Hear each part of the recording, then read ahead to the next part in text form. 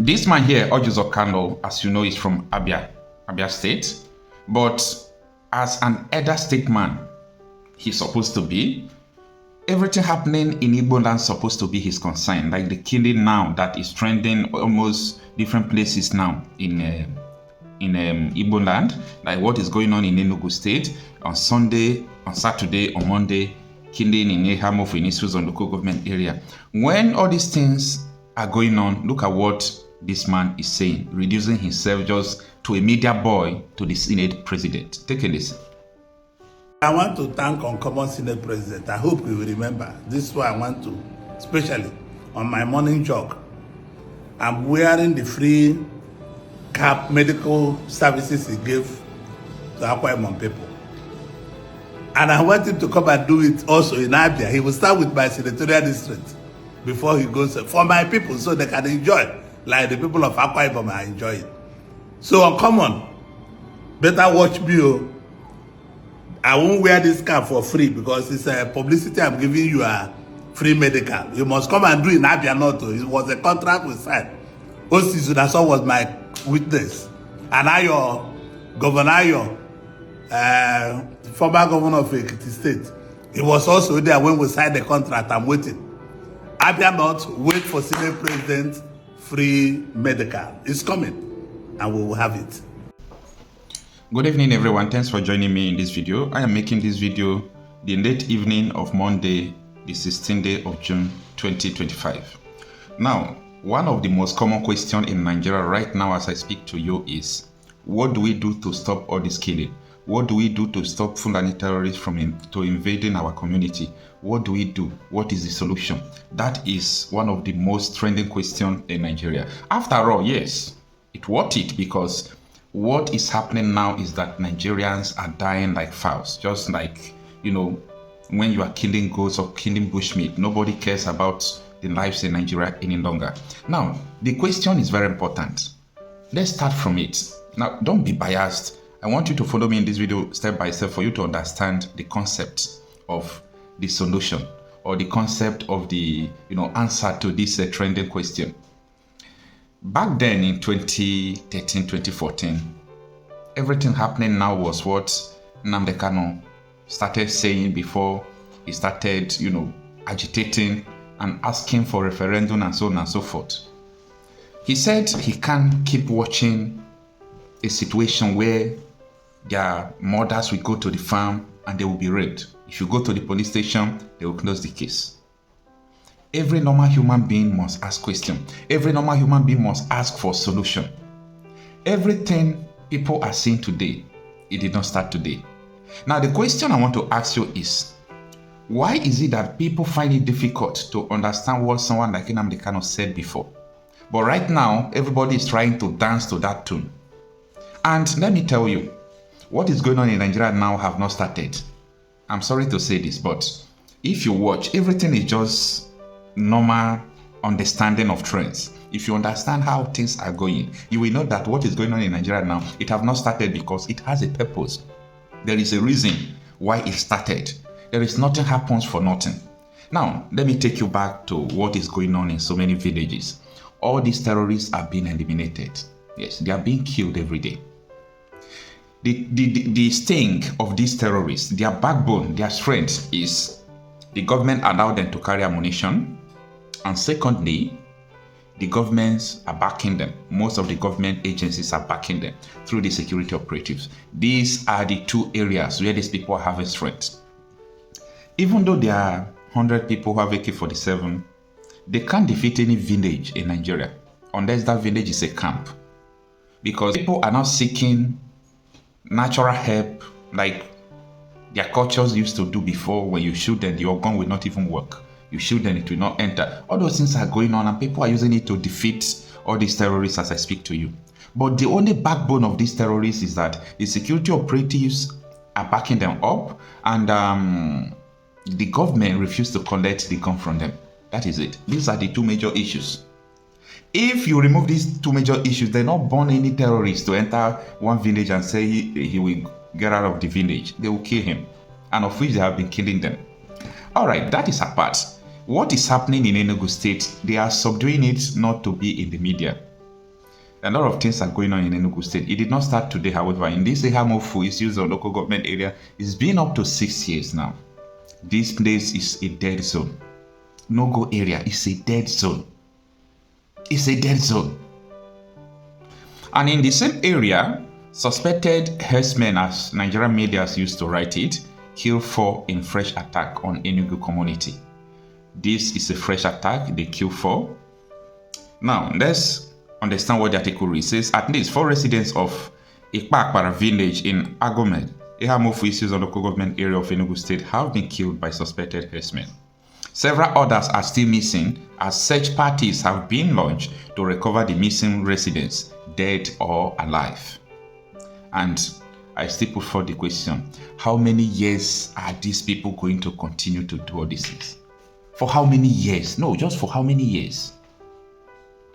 The article continues that Ogbuzuru Ebe, a community leader who confirmed the recent attack to Sahara reporters on Monday by phone, revealed that the attack occurred on Sunday evening. Although the details of the attack were still unfolding, Ebe said, "We just recovered 4 bodies of people killed on their farms. We are looking for 7 people who are still missing after the attack." The attack is the latest in a series of violent assaults by suspected herdsmen in Ehamofu, which have resulted in the deaths of scores of farmers and widespread sexual violence against the women. Now, this issue of killing of Ehamofu, the question here is, all these invaders, they call them Fulani terrorists or herdsmen, what is their purpose? We are refusing to ask a very simple question. What is the purpose of this attack? These people have a long-term plan. They have a long-term strategy to take communities upon communities from people. Do you know that most governors are aware of what is going on, and most governors are in the plan because of their political ambition? They will protect them at all costs. At all costs, you won't lose any case in the court. You won't do all those things. Even though they did not even vote for you, you go to court, you can even win. It's up to that extent. But you must allow these people to be. And these people have a long-term plan. It could be up to 50 years, 60 years. That time you might not be here on earth. But they have this mentality. We must make this place to be our own. They kill you, they do all sort of things. They are the same thing with Boko Haram, they are the same thing with ISWAP, they are the same thing with all these terrorists. Their sole aim is to Islamize Nigeria. But they have branches, they have departments.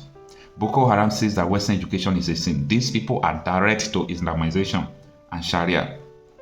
Lakurawa, the same thing. Mahmuda, the same thing. The only difference is that all these people they called herdsmen, terrorists, they are the ones who are paving way, capturing lands for them, capturing places.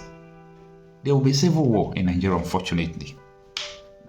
There would be civil war if these things continue. Civil war is imminent. This is not all about warmongering. Civil war is imminent. There is no way people can continue like this. No way. No way. There must be a civil war to end all these things. But Nigerians are too afraid even to talk. Ordinarily to talk, they are too afraid. But the fear is going to go out. All of you watching and listening all over the world, you know that Miyetti Allah is a terrorist organization. You know that. They have killed. They have said that Benue State is theirs for the taking as a spoil of war. All of you are aware of it. You know what they are doing. Anywhere you have Fulani headsmen, terrorists for that matter, they tell you, oh, they are pastoralists. They are allowed to do their businesses in the forest. All of you are aware of it. But you kept quiet, hoping that somehow Tinubu will emerge as the president, or an Igbo man will come as the president, and your family will start enjoying. But in the meantime, you have no more farmlands, you have no more forests, you have nowhere you can call your own home. The same stupidity exhibited by Hausa peasants that enabled Fulani to take Sokoto from them, that enabled Fulani to take Katsina from them, that enabled Fulani to take even Kanu from them. Every Hausa land is occupied either by a Fulani emir or a Fulani governor. Some of you don't want to reason. You don't ever learn that the main aim of Fulani is to conquer your land and enslave you. Look at Hausa people today. As I wrote yesterday, they are worse than a discarded tissue paper. They are worth nothing. Only their language is what is relevant in their lives. Everything else is lost. All of you are repeating the exact same mistakes that the Hausas made. That is why they are in trouble. And that is why they can never ever come out of it. They are all suffering from what I would an advanced version of the Stockholm Syndrome. Can you imagine that these people came into their land and took it over and they cannot do anything about it? Hausa is gone. It took Fulani very many years before they came out of their shell to say we are Fulani. Remember before, many years ago, they said we are Hausa Fulani. We are Hausa Fulani. Because that time, their subjugation of the Hausa race hasn't been completed. Now they have completed it. Have they not completed it? And what is happening right now? I ask you what is happening now. Fulani have now come out to tell you we are Fulani people. Is that not what they are saying now? They are not telling you we are Fulani. No more Hausa Fulani. What does that tell you? That the Hausa race no longer exists. Do you want the same thing to happen to you? Do you want the same thing to happen to your families? To your villages? Do you want your towns, let's say Obomosho, to be renamed into a Fulani name? Do you want Onisha to answer a Fulani name? Forget all the nonsense about unity of Nigeria. All they are uniting against is your common interest. Unless you prefer epileptic power supply, unless you prepare to live your whole life without running water, unless you want to live in abject poverty and deprivation, your only alternative is a revolution. Let nobody discourage you. All the countries of the world doing very, very well, they all went through a revolution. You must go through it. If you don't go through it, you can never ever survive. As a people, Fulani will take you over. As simple as that.